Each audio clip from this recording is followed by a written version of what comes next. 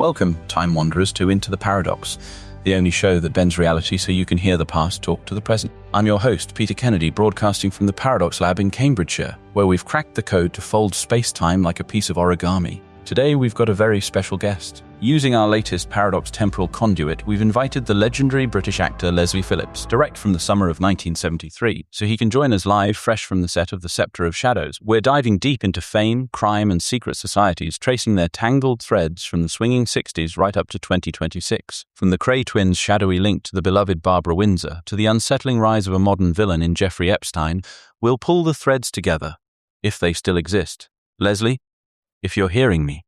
Peter, blimey, I'm standing in a studio that looks like a set from a sci-fi B-movie. Is this the future? You've got it, Leslie. The Paradox field has folded a 1973 London studio right into our lab. Look around. Those are the same brass lamps you'd have on a West End set, only now they're humming with quantum flux. I'll be honest. I thought I'd be greeted by a director shouting action, not a physicist with a clipboard. But I'm thrilled. Never imagined I'd be part of a time travel documentary. Let's give the listeners a quick snapshot of who you were back then. In '73, I just finished a run on The Sceptre of Shadows, a low-budget horror serial that ran on ITV. I was known for playing the dashing rogue, think a younger, more flamboyant Sean Connery. And I was a regular at the infamous Club 27 in Soho, where the lines between celebrity, crime, and the occult were, well, delightfully blurry. Excellent. That brings us straight into our first segment, fame and the underworld in the 1960s, 70s. The 1960s in Britain were a kaleidoscope. Swinging London rock and roll, the birth of the modern celebrity, and underneath it all, the rise of organised crime. The Kray twins, Ronnie and Reggie, were the most notorious of those gangsters. I remember when the Krays first started making the front pages. It was all glitz and the mod's choice nightclubs, but you could feel the tension. People said they were protectors of the working class, but they were also running protection rackets on the very clubs that launched our pop stars. And then there's Barbara Windsor, bombshell of the West End, EastEnders goddess, and a friend to many of those nightclub owners.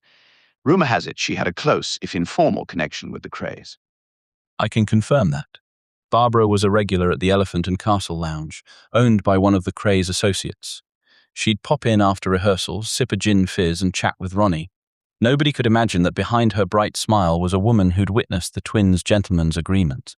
The link wasn't just social. In 1969, during a benefit gala for the Royal Variety Show, the Krays allegedly used the event to launder money for a string of illegal betting shops. Barbara's name appeared on the guest list, but she wasn't implicated, more a case of proximity.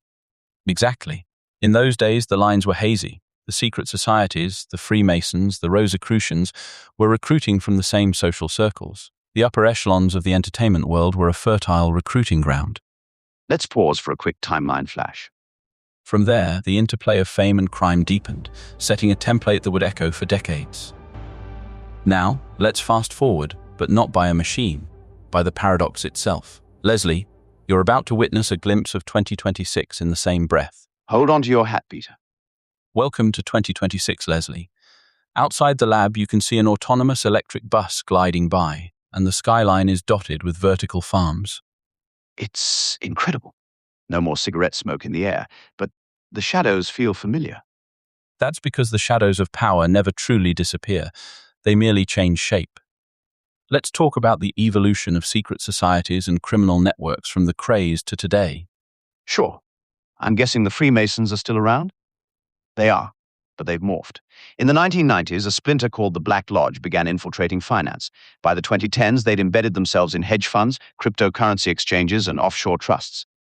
Ah, the new money laundering front. Exactly. And in the 2020s, a figure emerged who would eclipse the Krays in the public imagination, not for street-level crime, but for a sophisticated global network that trafficked people, data, and influence.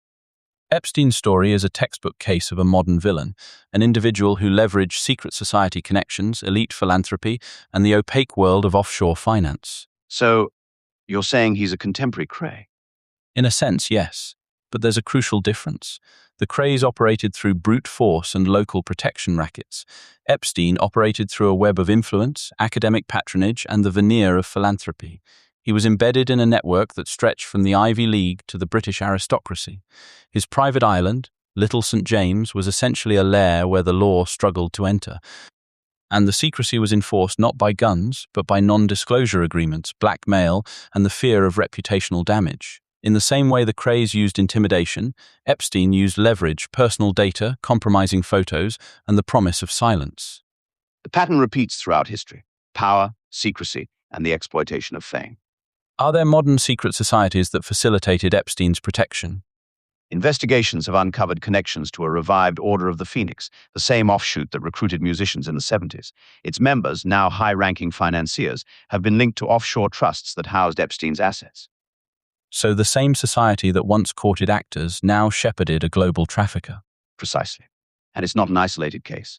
Look at the Bilderberg Circle, the Trilateral Commission, and more obscure groups like the Nine, a secretive collective of media moguls and intelligence officers. All have played a role at different points in shielding high-profile offenders. What about fame itself? In the 1960s, being famous meant you were on television and in the papers. Now, with social media, the audience is billions, and the celebrity can be a meme. And that makes you both a target and a weapon. The Krays capitalized on the celebrity's brand to sell protection. Epstein sold exclusivity, access to a secret network of the rich and famous, as a status symbol. And the victims? The same pattern. Vulnerable, often young, drawn into the allure of fame. Exactly.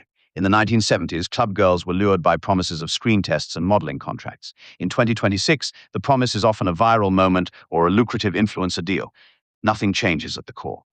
Leaning back into our theme, imagine if the Krays had access to Paradox technology. Could they have escaped the police? Could they have rewrote history? A fun thought experiment. Picture them stepping out of the 1960s into 2026, wearing their pinstripe suits.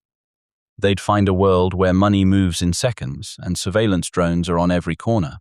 Their old intimidation tactics would be obsolete. Unless they found a new niche, hacking the Paradox itself, selling time ransom services. And perhaps they'd try to make a pact with a secret society that already has the temporal keys.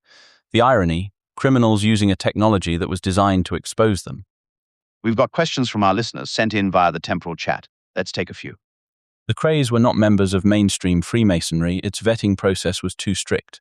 However, they cultivated relationships with Lodge of the Hidden Hand, a splinter Masonic order that operated in the underworld. Through that lodge, they accessed blackmail material and forged alliances with corrupt police officers. I recall a scene in a film where a gangster hands a Masonic pin to a patron, based on truth. A mix of both. The digital Rosicrucians meet in encrypted virtual reality chambers, but they also hold annual physical gatherings in remote castles, think the Scottish Highlands, where a single secure line connects to the dark web. Sounds like a spy thriller. It's hard to predict, but analysts point to a rising cohort of data barons who own massive biometric databases. Their power lies in controlling who gets seen, heard, or silenced, making them potential future architects of global exploitation. So the weapon changes, but the motive, control, and profit stays the same. Leslie, looking back from 1973 to 2026, what stands out to you the most? The constancy of human ambition. Whether it's a nightclub owner in Soho or a billionaire on a private island, the pull of fame, power, and secrecy is timeless. The tools change, guns to data, but the underlying paradox remains. The more we shine, the more we attract the shadows. And yet, by understanding those shadows, by folding space-time and confronting them, we can begin to untangle the web. I'm grateful for this glimpse of the future. If you're listening, remember, your story is part of a larger tapestry. Don't let the dark threads be the only ones you see. Thank you, Leslie, for stepping out of the past and into this temporal dialogue. Thank you, Peter. And to all the listeners, keep questioning, keep looking, and stay curious.